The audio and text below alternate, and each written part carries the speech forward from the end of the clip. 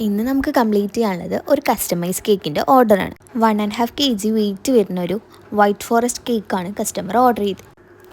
ഡിസൈനും കസ്റ്റമർ തന്നെ സെലക്ട് ചെയ്തതാണ്. ആളുടെ കമ്പനിയിൽ എന്തോ സെലിബ്രേഷന് വേണ്ടി ഓർഡർ ചെയ്ത കേക്കാണിത്. അപ്പോൾ നമ്മൾ കേക്ക് ഫുള്ളായിട്ട് ഓഫ് വൈറ്റ് ക്രീം വെച്ചാണ് ഫിനിഷ് ചെയ്തത്. പിന്നെ ഡിസൈനിലുള്ള പോലെ ബോർഡർ ഡിസൈൻസ് കൊടുത്തു. പിന്നെ വെച്ച് കൊടുക്കുന്നത് റെഡ് റോസസ് ആണ്. ആ ഡിസൈനിലുള്ള പോലെ തന്നെയാണ് നമ്മൾ അറേഞ്ച് ചെയ്ത് കൊടുക്കുന്നത്. കുറച്ച് കൂടുതൽ റെഡ് കളർ ആഡ് ചെയ്തിട്ടാണ് നമുക്ക് ഈ കളർ കിട്ടിയിരിക്കുന്നത്.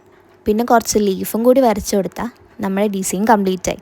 പിന്നെ വെച്ച് കൊടുക്കാനുള്ളത് റൈറ്റിങ്സ് ആണ്. കസ്റ്റമർ അയച്ചു തന്ന റെഫറൻസിൽ ഫോണ്ടൻറ്റിൽ റൈറ്റിങ്സ് എഴുതി വെച്ച് കൊടുക്കുകയാണ് ചെയ്തിരിക്കുന്നത്. പക്ഷേ അവർക്ക് കുറച്ച് റൈറ്റിങ്സ് വലുതായി വേണമെന്ന് പറഞ്ഞുകൊണ്ട് നമ്മൾ ഫോണ്ടൻ കട്ടേഴ്സ് വെച്ച് കട്ട് ചെയ്തിട്ടുള്ള റൈറ്റിങ്സ് ആണ് വെച്ച് കൊടുക്കുന്നത്. അങ്ങനെ റൈറ്റിങ്സ് വെച്ച് കൊടുത്തതിന് പിന്നെ നമ്മൾ ഇട്ട് കൊടുക്കുന്നത് ബീഡ്സ് ആണ്.